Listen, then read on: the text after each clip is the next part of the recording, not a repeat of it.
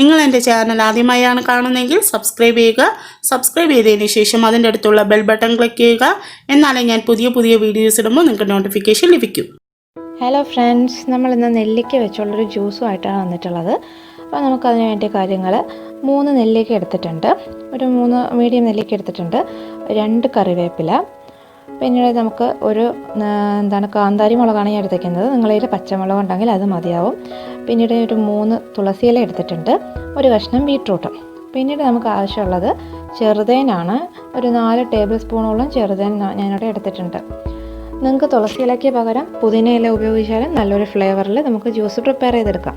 അപ്പോൾ ഞാനിവിടെ നെല്ലിക്ക നുറുക്കിയിട്ട് അതിൻ്റെ പകുതി ഭാഗം മാത്രമാണ് എടുത്തിരിക്കുന്നത്. അതിലേക്ക് ഒരു 1/2 കപ്പ് വെള്ളം ഒഴിച്ചിട്ടുണ്ട്. അതിൻ്റെ കൂടെ തന്നെ നമ്മൾ കറിവേപ്പിലയും കാന്താരി മുളകും ഇട്ട് കൊടുത്തിട്ടുണ്ട്. ഒരു നുള്ള മഞ്ഞൾപ്പൊടിയും ഒരു 2 ടേബിൾ സ്പൂൺ തേനും കൂടെ ആഡ് ചെയ്ത് നന്നായിട്ടൊന്ന് നമുക്ക് മിക്സിയിൽ അടിച്ചെടുക്കാം. അപ്പോൾ ഇത് 2 രീതിയിലാണ് കാണിക്കുന്നത്, അതുകൊണ്ട് പകുതി നെല്ലിക്ക മാത്രമേ എടുത്തിട്ടുള്ളൂ. അപ്പോൾ ഞാനത് നന്നായിട്ട് അടിച്ചെടുത്തിട്ടുണ്ട്. അപ്പോൾ നല്ല യെല്ലോ കളറിലുള്ളൊരു ജ്യൂസ് നമുക്ക് ഇവിടെ തയ്യാറാക്കി ഇനി നമുക്കതിനൊന്ന് അരിച്ച് മാറ്റിയെടുക്കാം. ഒരു അരിപ്പ യൂസ് ചെയ്ത് നമുക്കതിനെ അരിച്ച് മാറ്റിയെടുക്കാം. അപ്പോൾ നിങ്ങൾ മഞ്ഞൾപ്പൊടി ആഡ് ചെയ്യുമ്പോൾ നിങ്ങളുടെ ഒരു മഞ്ഞൾപ്പൊടിയുടെ ഒരു കുത്തലുണ്ടല്ലോ, അപ്പോൾ അതിനനുസരിച്ച് കുറച്ച് മാത്രം യൂസ് ചെയ്യുക. അപ്പോൾ നല്ലൊരു കളർഫുള്ളായിട്ടുള്ള ഡ്രിങ്ക് പ്രിപ്പയറായി. ഇനി നമുക്ക് അടുത്തത് ഇവിടെ നെല്ലിക്കയുടെ ബാക്കി ഭാഗവും ബീട്രൂട്ടും തുളസിയിലയും ബാക്കിയുള്ള തേനും കൂടെ നമ്മൾ ആഡ് ചെയ്ത് കൊടുക്കുകയാണ്. അപ്പോൾ 2 ടേബിൾ സ്പൂൺ നേരത്തെ ആഡ് ചെയ്തു, ബാക്കി നമുക്ക് 2 ടേബിൾ സ്പൂൺ തേനും കൂടെ ഉണ്ട്. അപ്പോൾ അതും കൂടെ ആഡ് ചെയ്ത് കുറച്ച് വെള്ളം കൂടെ ഒഴിക്കുക. നേരത്തെ നമ്മൾ 1/2 കപ്പ് വെള്ളം ഒഴിച്ചു, അതുപോലെ തന്നെ ഇവിടെ ഒരു 1/2 കപ്പ് വെള്ളം ഒഴിച്ച് നമുക്കതിനൊന്ന് നന്നായിട്ട് അരിച്ചെടുക്കാം. അടിച്ചെടുത്തിട്ട് ശേഷം നമുക്കതിനൊരു സ്ട്രെയിനർ യൂസ് ചെയ്ത് അരിച്ച് മാറ്റിയെടുക്കാം. അതവിടെ നന്നായിട്ട് അത് അരഞ്ഞു വന്നിട്ടുണ്ട്. നമുക്കതിനെ അരിച്ചെടുത്ത ശേഷം ഇതുപോലെ ഒരു ഗ്ലാസ്സിലോട്ട് പകർത്തി വയ്ക്കാം. അപ്പോൾ നല്ല കളർഫുള്ളായിട്ടുള്ള ജ്യൂസാണിത്.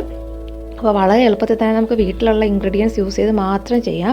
നമ്മൾ ആ മഞ്ഞൾപ്പൊടി യൂസ് ചെയ്ത് ഉണ്ടാക്കിയ ജ്യൂസിൽ അല്പം ജീരകം കൂടെ ഞാൻ ആഡ് ചെയ്തിരുന്നു, ജസ്റ്റ് ഒരു ഫ്ലേവറിന് വേണ്ടിയിട്ട് ഒരു നുള്ളു ജീരകം കൂടെ ആഡ് ചെയ്തു. അപ്പോൾ മഞ്ഞൾപ്പൊടി വളരെ കുറച്ച് മാത്രം യൂസ് ചെയ്താൽ മതി.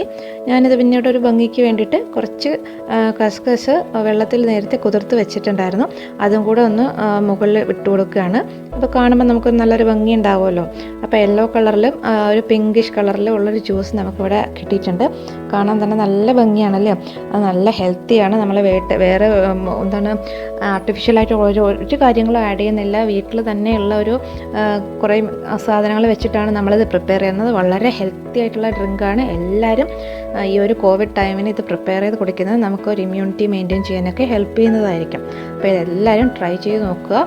ഹെൽപ്ഫുള്ളായിട്ടുള്ളൊരു ഡ്രിങ്കാണ് എല്ലാവർക്കും. Thank you.